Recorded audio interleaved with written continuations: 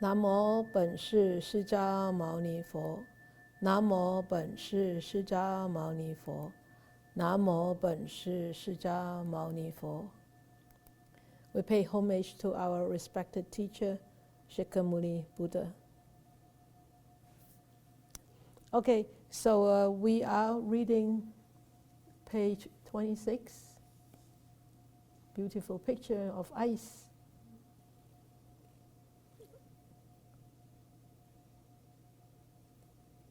Oh, my picture is different. Okay, what do you see? I like this picture. It was taken, I think it was taken right after the ice storm, where all the branches and the leaves are covered with ice. And even power poles and everything was covered with ice. It's such a beautiful scene, but yet very fragile. Anybody? At least you could echo that. Yeah, Isabella. Yeah, come on. You're going to unmute all of them. Yeah. Good evening, everyone. Good evening. Yeah, it's my first time to speak something in the Tuesday night. I'm so excited right now. Good. Yeah. There you go. Okay.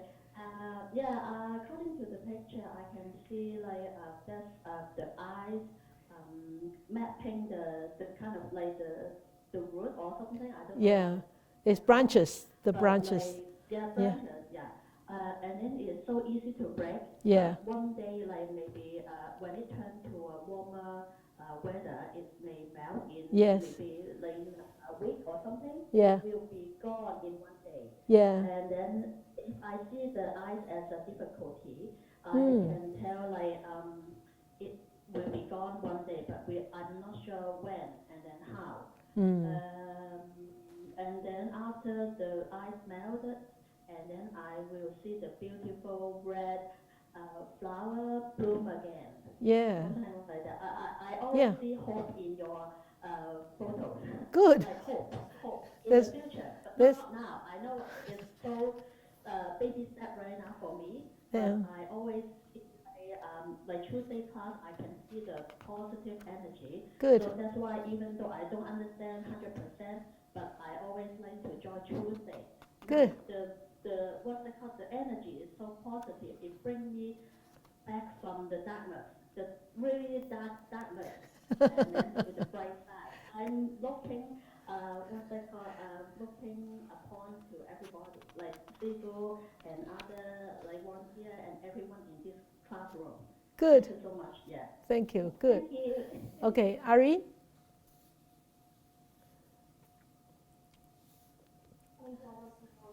Morning, evening.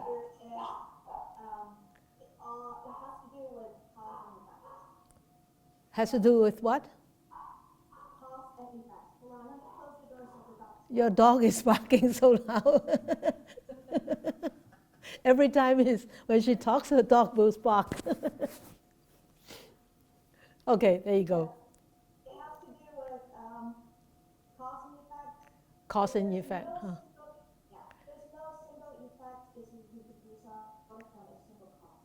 Yes. It has to do with many causes to come up, to result in one effect. Yeah. So if you see that the picture, there's a lot of frosting on the branches, and also I can see the moss on the branches as well.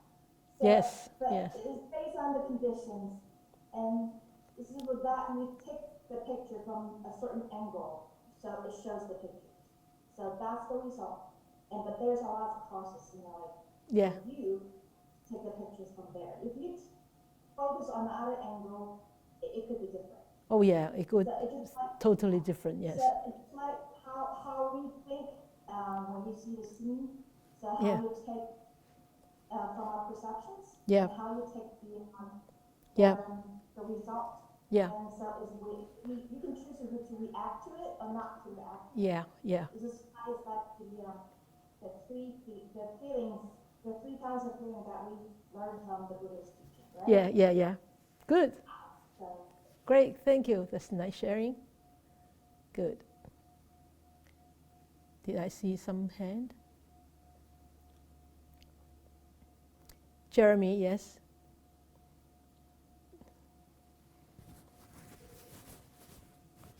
Good evening. I see the law, I think, of causation. What it took to get to this point where these branches and leaves are covered in ice. And both what's unseen, because in the future, what it'll take to remove that same ice from the branches. And just how you can really trace, it's an example that you can really trace how cause and effect and how you can follow that. Mm. Mm. Good. Cause and effect. Yes. Good. Okay. Wai Fun, and then Catherine. Morning. Yes. People. Morning. I see the ice freeze the lips, but looks like that at that moment is stuck at that moment. But once the lips no ice cover, they still can fall. Mm. So I think that if I think that is stuck forever is not true. Yes. Yes. Like we want to hold it forever. No. Yeah, it can. Yeah. Right. Yeah. Whether you like it or not, it won't stay with you forever. Yes. Good. Thank you, Catherine from San Francisco.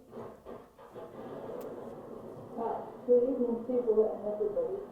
I can see impermanence in this picture. Impermanence. Yeah. Neighborly. So now you can see that it's covered with ice. But then if the sun comes out or if the weather is becoming warmer, the whole scenery will change. Yes. It's just like the epiphany. Epiphany. Yes.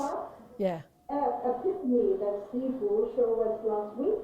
It just blocked them for a few hours, and just that few hours, and then it's gone, it flips up again. Yeah. So Yeah. our life is just like that. So we should treasure every single minute we have in this life, because we don't know what would happen in our next breath. Nobody knows. Yeah. Good. Thank you, Catherine. Michelle from Malaysia. Good. You have to turn your mic on. There you go. Hi, Sifu. Hi, everyone. Hi, good morning. When I first see this picture, I find it messy and complicated. And then, Okay. because it's like everything mixed together, and then I see the branches have cooked with the ice. I find it very pretty. Yeah. And also the dead leaves were like it's still attached on the branches with beautiful colors. Yeah. But then I know like under conditions like they will drop and the ice will melt. Like it's for me it's like I see that as a connection of conditions and also the beauty in complications. Beauty in complications. We should write it down. Beauty in complications. That's nice. Yeah. Yeah. Good. Mali. Thank you, Michelle. I hope you're fine, doing fine in Malaysia. Okay. Mali. Thank you, Sifu. I see a contrast of colors. Yeah. I see movement of time. We see changing of seasons. Yes. And the icicles melting. Some of these things we have no control over. Right. So that's what I see. Yeah. Yeah. This is a picture. It's actually very pretty. Yeah, it is actually. This is one of my favorite pictures, because I think it's, as Michelle actually described it really nice, is a beauty in, in complication. Beauty in complication. It's really beautiful, but yet it's actually very complicated. You can see all these branches, they entwine with each other, and you can see the leaves. The autumn leaves are still there.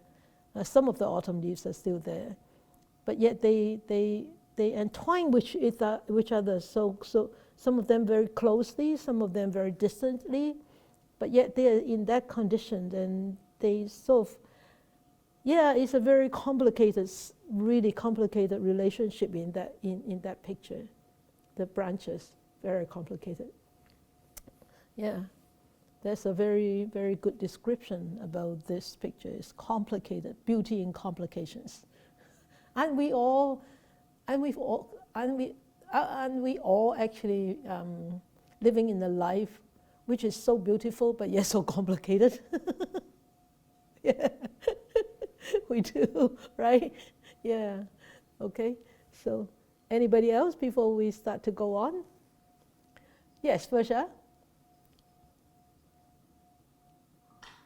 Good evening. Good evening, everyone. This reminds me of a teaching I had heard many years ago, and the teacher told us to be water, not ice. Because even though they're the same thing, given certain conditions, they can be hard and clash and damaging. But if given other conditions, they could be soft and flowing, and so if this had been water, it would have been nourishing the plant rather than maybe being hard on the branches. So it just reminded me of that particular teaching. Yeah. Okay, Titania, it's so nice. You must have liked this picture so much. You have so much to share tonight. Titania, good. Thank you, Sifu. Good evening. I see present moment because it never happened again. We don't know what would happen next. Right? Yes. And yesterday and tomorrow unknown. And in this respect, I would like to share a very quick story. Sure. I've actually experienced with me in the past week. Because last Friday, actually my boss asked me, where did you get your energy? She said, I feel my energy. And then I share with her about the present moment. Like what we have is now. Yeah. And if we linger on the past, then we couldn't live the present moment. Yes. And if we worry about the future, and that would be the cause for the future sorrow. Yes. Yeah, I tried to explain it in a layman term. Of course. And then in the end, I said, don't bring sorrow from tomorrow. Wow. And then, okay, the beautiful thing is today, actually, my office computer, this time my office laptop Crash. was dead. And then she said, I don't know why. And then she said, it's okay, Titania. Let's don't bring sorrow from tomorrow. Yeah, well done, Titania. I was so touched. Yeah, and thank you, Stephen, for the teaching. And when you put it into practice, we never, you couldn't look back or we couldn't grab the future, but we have now. So Exactly. Yeah. Don't bring sorrow into tomorrow. That's nice. Wow, you guys have so many wonderful insights tonight. Yeah, we need to actually scribble it down. Yeah, good. Anybody else? Good. I see this picture. As I said, this is one of my most favorite pictures. I see that there is so much life behind the scene. So much life inside the ice. The ice, it seems to be very harsh. To me, it seems to be very harsh because it's so cold, right? In order for the ice to actually stay the form it is, the way it is. It has to be so cold, otherwise it will melt. But yet, you can see it can allow you to hold on to something that actually could stay there for a little bit longer. Like the leaves could have been gone in no time if there is so much rain in the winter that we used to have. Could be gone or rotten, anything. But yet the ice there acts as a protector or acts as a preserver. And it preserves that beautiful color and the texture of the leaves inside itself. So it's sort of like a protected, it's like a cocoon protecting the worm, the whatever you want to call it, the thing inside that cocoon. So I think the leaves sort of don't like that cold, but it can't do anything. But with the ice being formed, it seems it gives the leaves a sort of like a false positive. Somebody is protecting me from the cold. So it's so as Michelle said, this is a very complicated relationship in here, but yet it makes it so beautiful and so rich, and you can talk about it for a long time. And you can see in the background there are so much greens in there because of the evergreens. The evergreens are so strong and so sturdy, and then they stays up. Most of the evergreens don't get really or icy as much as these little branches. But when the evergreens get really icy, they sort of droops because they're so heavy. So yeah, this is actually this is how I see this picture but it's just so beautiful because of the contrast of the color with the green and the red and the contours of the branches being so exaggerated by the ice. Yeah. And seeing it on a big TV is even more, beautiful. Okay. Well, we better go on, otherwise we can't finish this. So the passage that comes with this is when you understand who are the real enemies, your attitude towards the people you are in conflict with can be completely turned around. And your negativity will start to melt away, and a new relationship can be developed. So, do you have anything to say about this passage before we go on? When you understand who are the real enemies, and so we talk for a couple of sessions about the real enemies. Who are our real enemies? Where are our real enemies? Where are the enemies? The enemies outside, inside?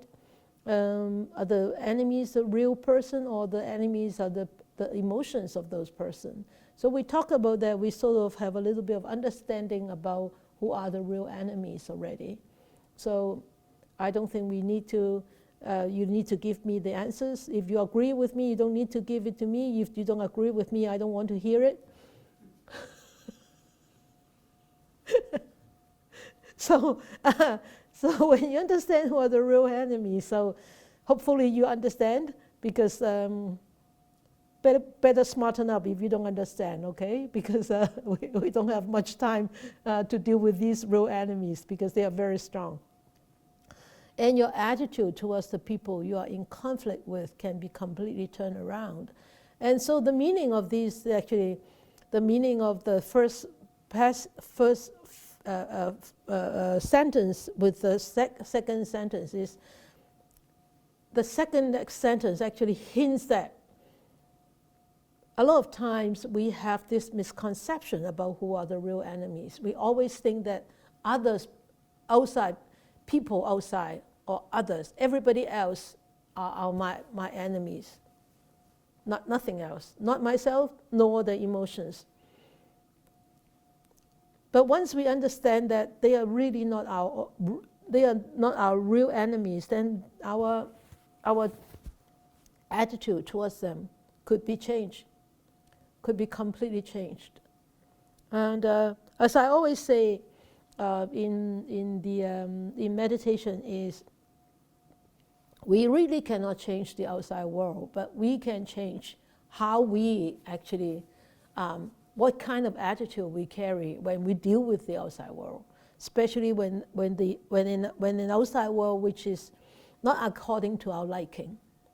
Okay, so your negativity will start to melt away, and a new relationship can be developed.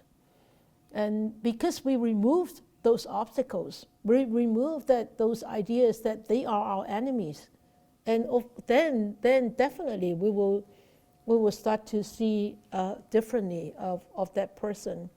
And remember 3 weeks ago when we did that little exercise, you experience that some people are actually likable, and some people are the people that you love them, and then but a lot of times, even for those people we love, we could actually regard them as our enemies when those emotions start to act up, and we completely forget those people are the people that we love, and those people have actually good qualities that could be very likable. So, yeah. So that is this what this passage is about. Do you have anything to say about this passage before we go on?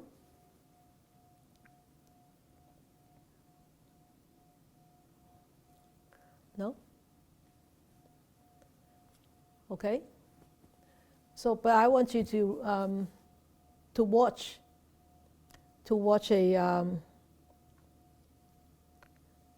a video clip first. Okay. So you can see from that little clip of video. In the beginning, everybody else is everybody else's enemy because they're fighting for the food. Isn't it? Right? But yet, when one of them come to terms is, I cannot feed myself with that long spoon. I'll feed others first. So once that person actually started to feed the other person on the opposite side where the spoon can reach, and because it's so long, so he was shaking, and so the others started to chip in to help to stabilize that spoon, so that that person could drink that soup.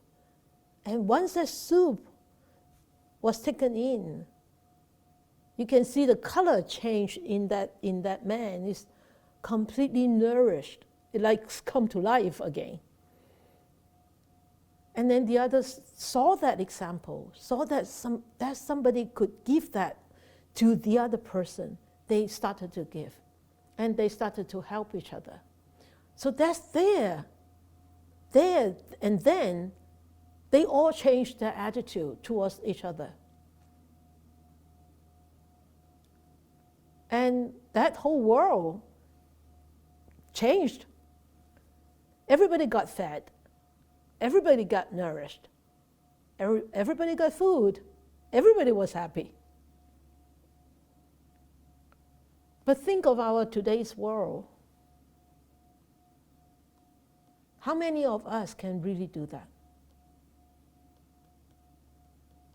How many?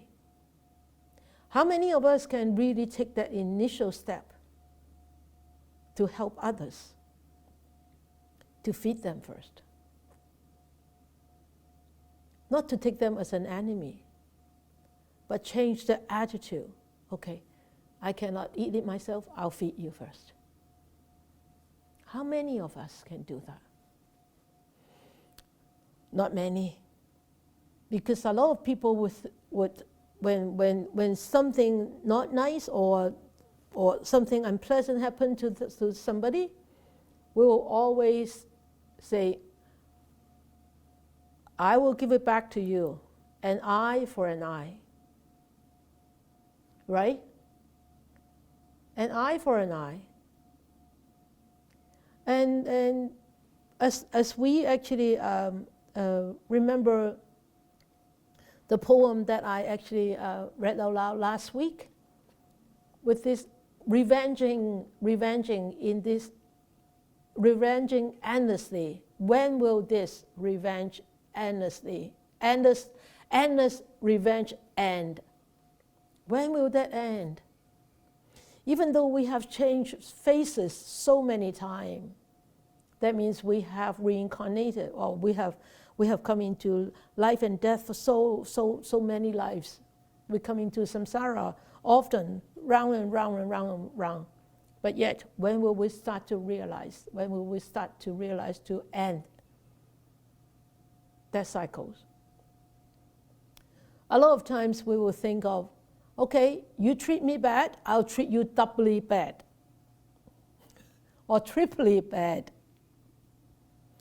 You shoot me once, I'll shoot you twice. Right? And you say something bad about me once, I'll say something bad about you 2 times, 3 times, 4 times, 5 times, or endless times. So this is really endless revenge. Endless revenge. And when will we stop? It will only stop when we start to actually look at it differently, when we deal with it differently, with a real change in our own attitude. And the attitude only changes with a change in perception. And how does that perception change? Is a change of mind. How does the mind change? It's a change of view. How does the view change? It's a change of understanding. So it is a very, very tightly knitted relationship, a very complicated relationship. But yet, one moves, everything moves. One is not steady, everything is not steady. One starts to get stable, maybe 2 will become more stable, and then the other rest will become more and more stable. So, in the Buddha's teaching, he always said that we need to cultivate metta. We need to develop compassion. We need to give others happiness. We need to help others to alleviate their sufferings. And this is out of a conscience. It's not out of like whatever. It's out of conscience, because we don't want others to actually make us unhappy. So we don't want to do anything that will make others unhappy, right? And we don't want any sufferings, and so we would not like to create sufferings for others, and we would like to actually help others to alleviate their sufferings. There was a mother in England a few years ago, a woman. His son was killed, and then at the hearing, of course, the boy who killed the other boy was sentenced to a very, very long sentence. And at the hearing, at the final hearing, the judge asked the mother, did you have anything to say? Because she is the mother of the victim, right?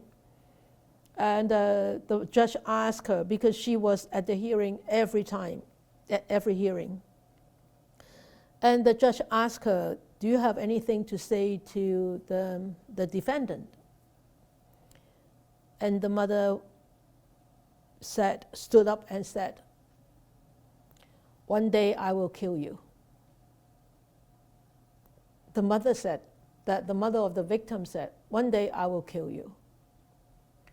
And the judge was so embarrassed The judge was so embarrassed, but that was her heartfelt words.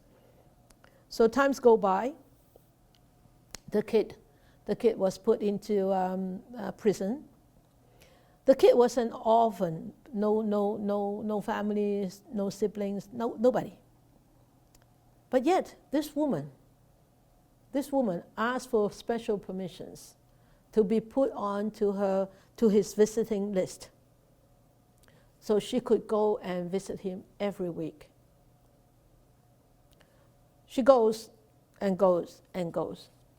Every week she goes in to visit him. So this kid has somebody to go and visit him, and sometimes when things are needed, those social workers or parole officer would call her up and she would bring them. But so it goes on for many years.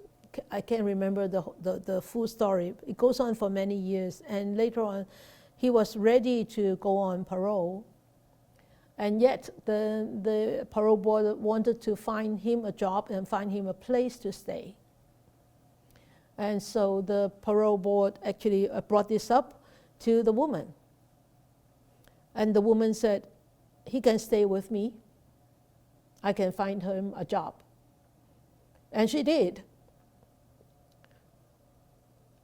And she picked up the guy, she picked up this kid. Not a kid anymore. He probably served over 10 years.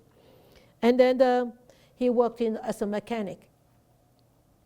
Every day he came back to the so-called home, and this woman would prepare dinner for him, for meals for him. So one day he sat down and asked this woman, I thought you wanted to kill me. So why did you take me in to, put me into your home and treated me like as if I was one of your boys? She said, you are one of my boys. I took you as my son. I have already killed you. The old you was killed by my compassion, by my love. You are not that boy anymore. This is not an eye for an eye. This is 4 eyes, 6 eyes for an eye. This is overwhelmingly a compassionate woman. She said, I have lost a son. I know that you don't have any parents, but if you do have parents, I don't want your parents to have lost a son because you have killed my son. My son is gone, that's the reality. And I don't want you to be gone. So I wanted you to be my son. And that day, after this boy listened to what she said, he asked her, can I call you mom? She said, of course you can call me mom. You should have called me mom long time ago.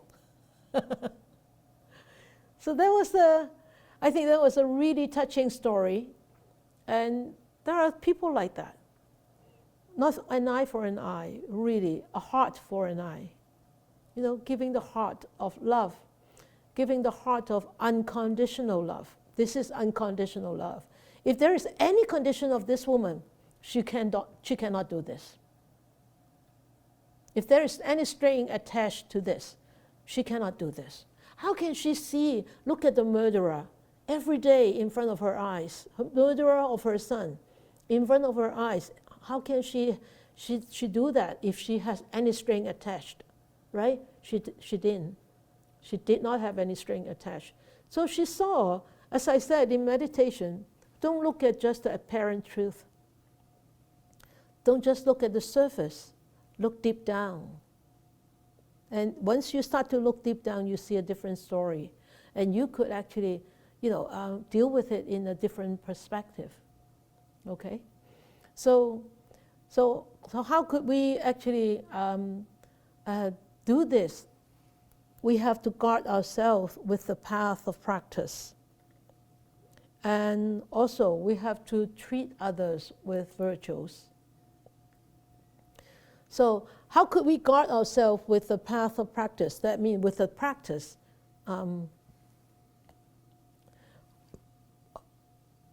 we should be very honest, and we should always admit our own mistakes. These are some few things that I just wanted to bring attention to you. And we could admit our own mistakes and find strength in others. If we are always finding mistakes in others, we will become more picky, and we will become very unhappy.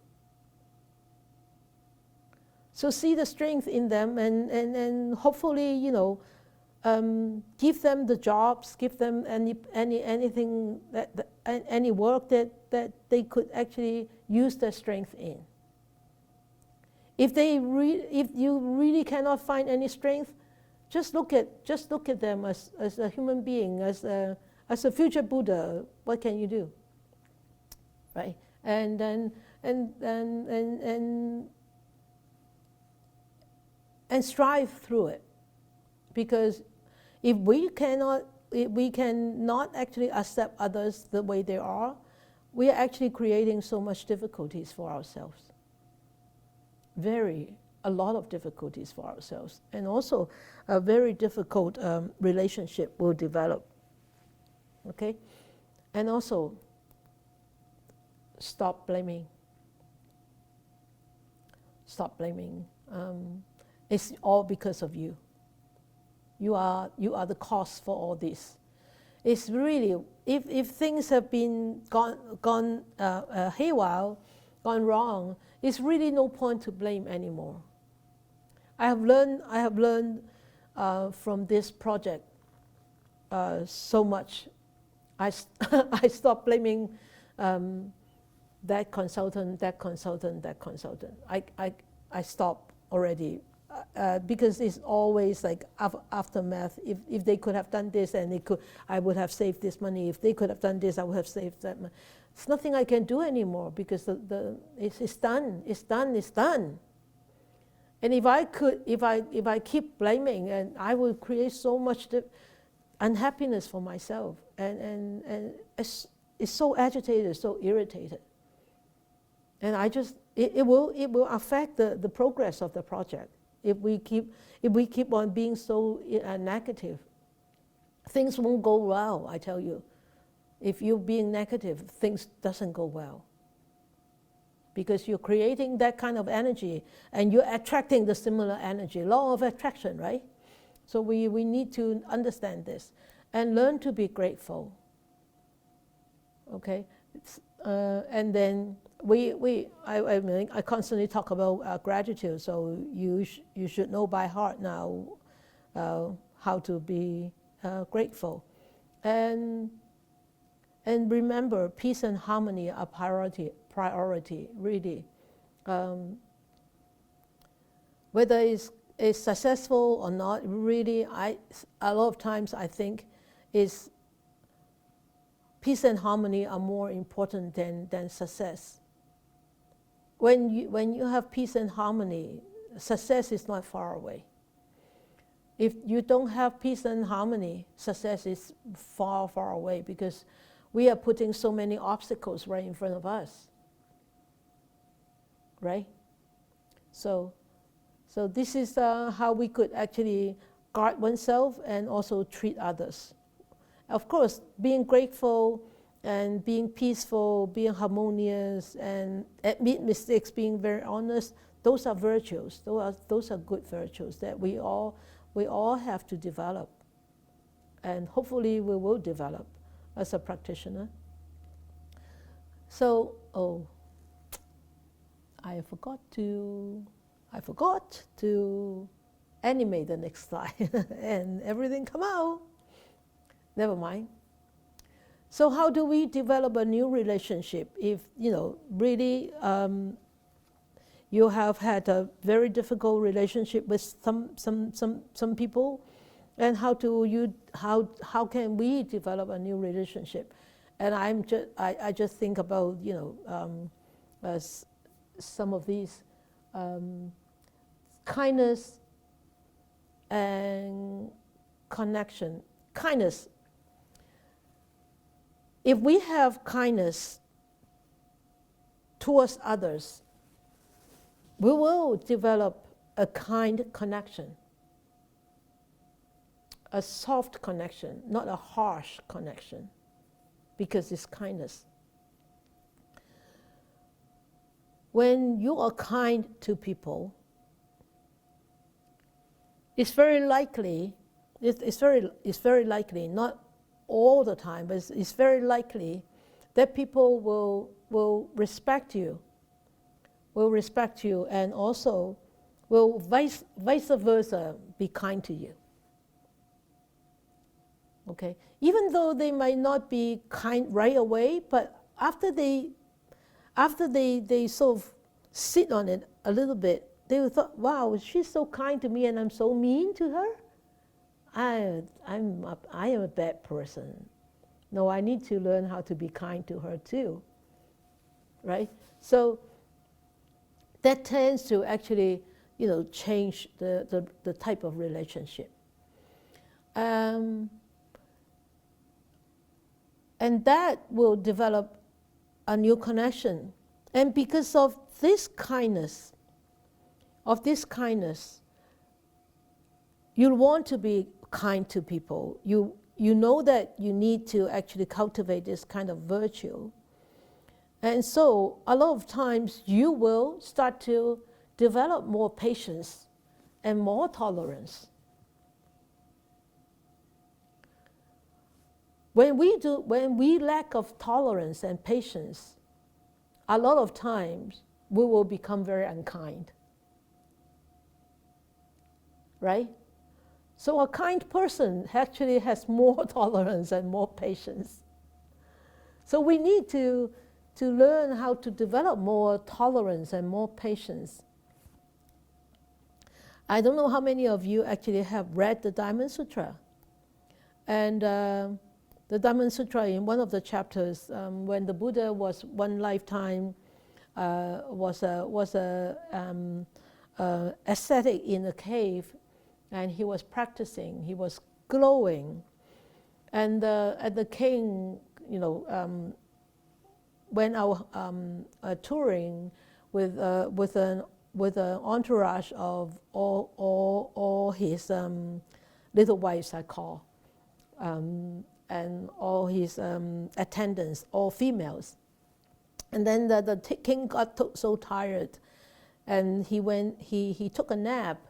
And these little wives and these attendants sort of started to wander around, and then they were attracted by seeing a cave glowing, and then by seeing somebody sitting there meditating, glowing, and very gracious looking and very serene.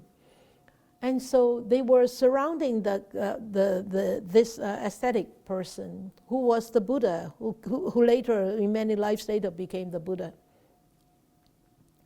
And the king woke up and didn't find any of the attendants around.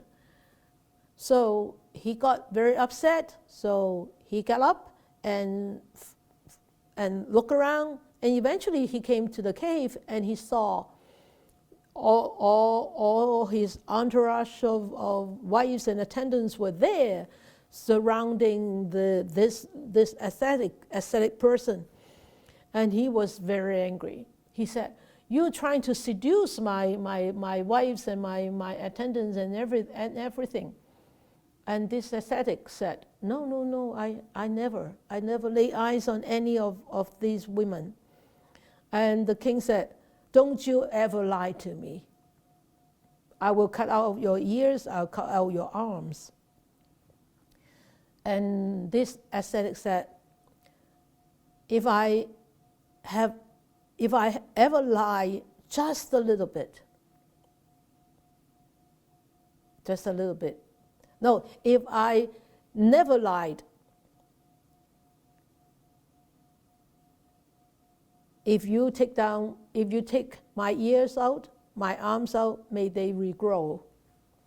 Of course, the king was so angry, very angry. So he took up his sword and take off the ear and take off the arm, and then the aesthetic practitioner said, may my ears and my arms regrow, because I have never laid eyes, I have never had this thought of lust at any moment. And of course, that was a lot of tolerance, a lot of patience in there, in that story. It is telling you the story about the whole thing is about tolerance and patience. And tolerance and patience you need to be very, very wise in order to tolerate and patient it very wisely. Otherwise, some tolerance could lead to very bad consequences. Some patience could lead to very bad consequences. So you need to develop the wisdom. It has to be based on a platform of a foundation of wisdom in order to really develop the right kind of tolerance and patience. At least one has to learn is when people treat us with bad attitude or bad manner, we do not return the bad attitude and the bad manner. That's one first step. I remember when in the 90s, when I went back to Hong Kong one time, I think it was 94 or 95, no, 95 or 96. So I was leaving, and before I left, we always went down to see our Sifu and begged him to give teaching before I leave, right? So I was there at Hong Kong Po Lam, and I said, Sifu, I'm leaving now to take the afternoon plane. It was 7 o'clock in the morning after breakfast.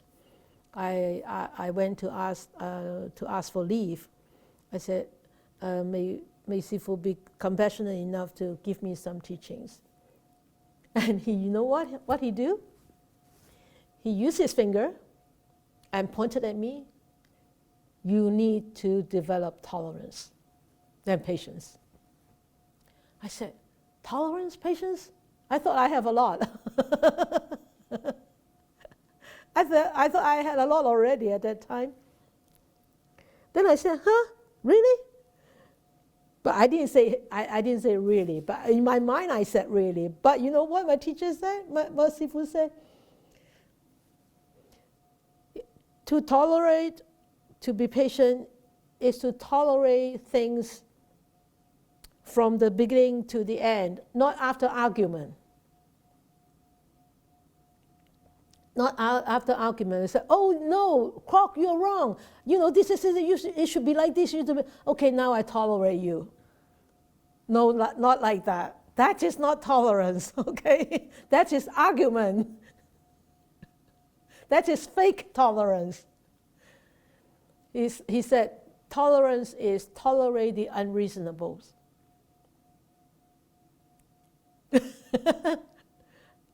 I think some of you understand what I'm talking about. Tolerate the unreasonable. You think this is unreasonable, but the other party doesn't think it is unreasonable. So to you, it's unreasonable. That's why you need to tolerate, because the other party doesn't think it's unreasonable. The other party thinks it's reasonable. So they don't see it being unreasonable. So they don't need to tolerate you. But you need to tolerate them because you think it is unreasonable. Okay? So that's what he said. You need to develop tolerance. So at that time, when I started to practice tolerance, I couldn't do it. And you know, every time I need to sort of tolerate, I swallow like this. So I swallow whatever I wanted to say. That was very difficult, you know. It's just like somebody is choking, you know, on me, and I tolerate. I tolerated at that time, but that was not really tolerance. But now I am a little bit better, one little baby step better in tolerance. I see it. I see it now in a very different perspective. So I could be a little bit more patient, a little bit more tolerate. But you think that you tolerate people, actually people tolerate you too. It's not always a one-way ticket. It's always a two-way ticket. And don't we always think that we are perfect? We are really not perfect. Okay. So, and then the next thing is to be lenient. And also I remember Sifu also said something about lenience. He said, when you actually establish rules, the rules need to be very strict. But when you carry out those rules, you need to be lenient. You need to be a human being. But when you set up the rules, it needs to be very strict on paper. Because those are paper rules. But when you carry them out, execute them, you need to treat them. Because the rules are for people, right? And people are human. When we treat human beings, we need to be compassionate. We need to be kind. We need to have a good connection. We need to learn to be patient. We need to learn to be tolerant. So we need to learn to be lenient. And with kind words, and honest words, and hearty words. Hearty, that means from the heart, not superficial. They say, oh, you look so beautiful, yet in the heart, in the mind, you don't think that person is beautiful, but you say, oh, you look so beautiful, oh, you're so clever, you're so smart. But in your heart, you say, it's so stupid, so dumb. How can she do such a dumb thing? Oh, that is not hearty words. Hearty words is really from the heart. People can feel it, whether you're really saying honesty, hearty words, or you are just faking it. I'd rather you not saying anything than fake it. Really. So those are just little things that I find that it could be useful to help us to develop a new relationship. And I want to share with you this story. Han Shan and Shi De. Han Shan, somebody in the West actually gave him an English name. It's called Coal Mountain. Okay, and Shi De, I really cannot translate Shi De into English, so I pick up and get it, and take it, something like that. But these are two monks, okay? There's two monks way back, maybe 1,000 years ago in China. Okay, so one day, Han Shan actually asked Shi De. They are buddies. They are very good friends. They are Dhamma brothers.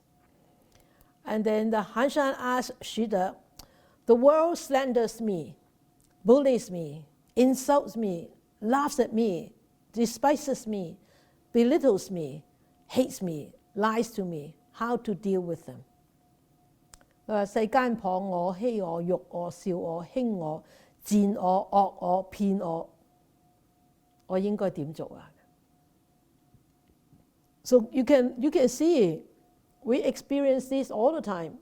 Slanders me, right? I'm not like this, and you say that I'm like this. Bullies me. You can see that people bully people in school, people bully people in communities, people bully people in the store, people bully. Oh, I was bullied. I was bullied a few weeks ago. in my condo, somebody was moving in, and it was a Sunday, and they actually locked up the elevator. It's okay. I mean, I could understand, but I had laundry and I have things to do, so normally I take the stairs, but that day I needed to go into the elevator, and they had all the furniture in the front room, in the lobby, and 4 of them, they did not have a mask on. That was the last month, right? It was last month, yeah. And the lady was looking at me like this, and I said, "Hi, you moving in?" She said, "Yeah." I said, "Oh." I said, "Oh, you know the condo law, the condo protocol is to have a mask on." She said, "I don't care. I'm moving in. Having a mask on is going to suffocate me. You've got a mask on? You're very safe. You don't have to worry." I said, "I never worry." "Then you're okay, you're fine. Why are you complaining?" Then I looked at her and I smiled. I said, "Bye, enjoy moving." Do you consider that bullying? No? No bullying. What is that?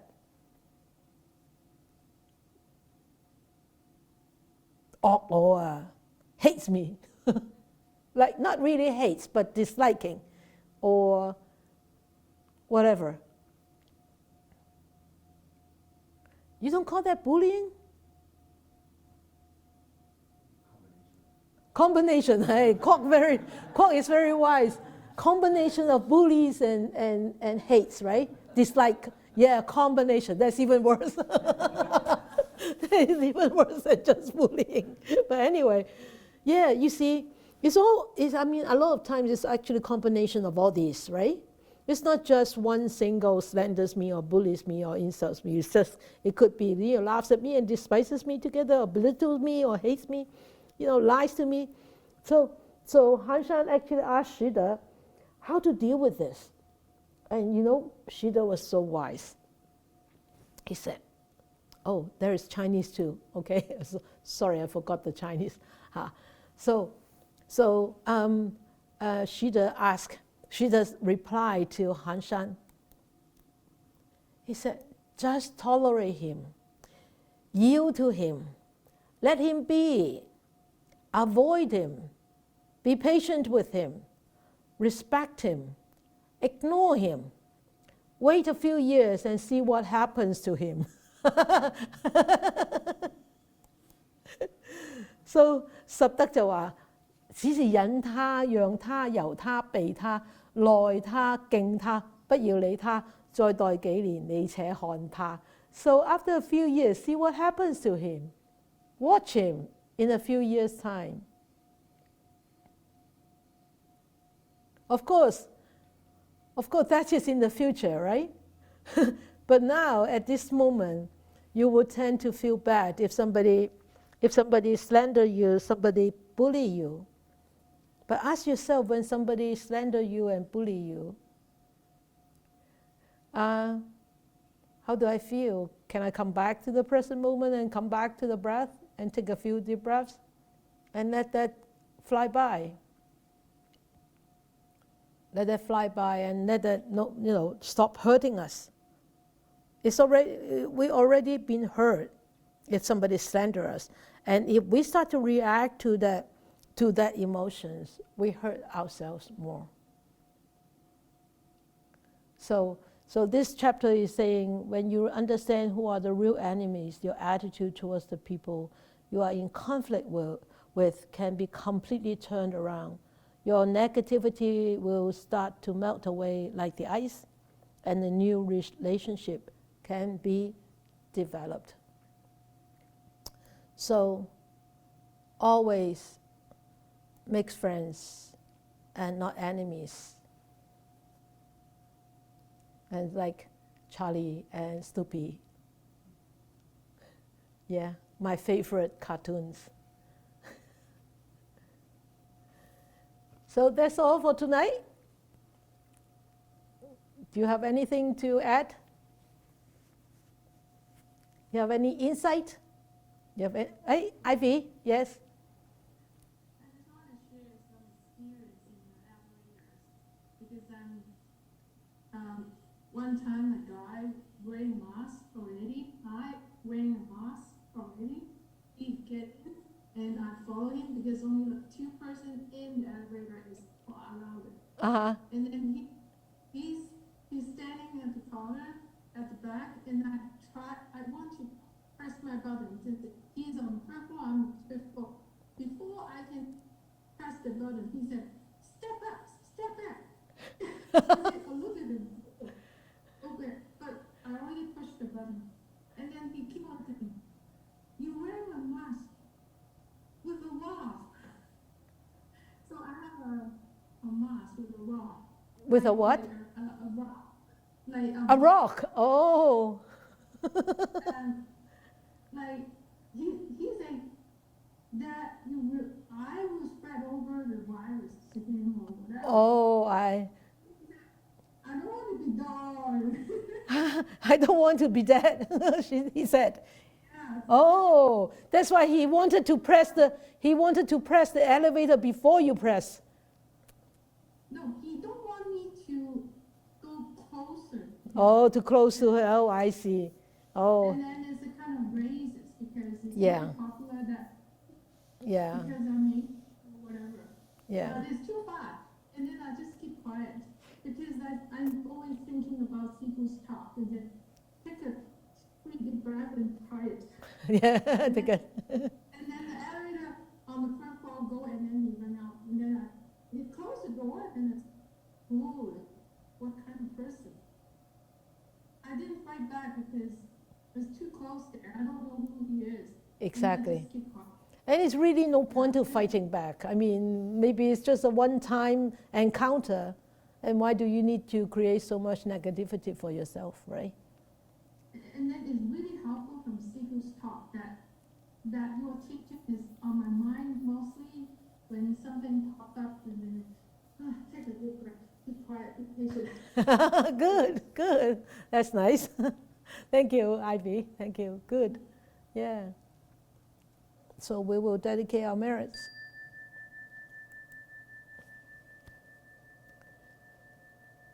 May these blessings extend to all, that we with all the other living beings together will attain the Buddha way.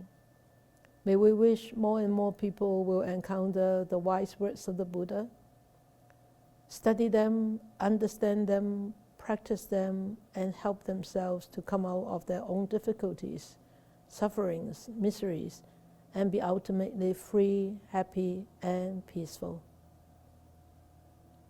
May you all have a good week.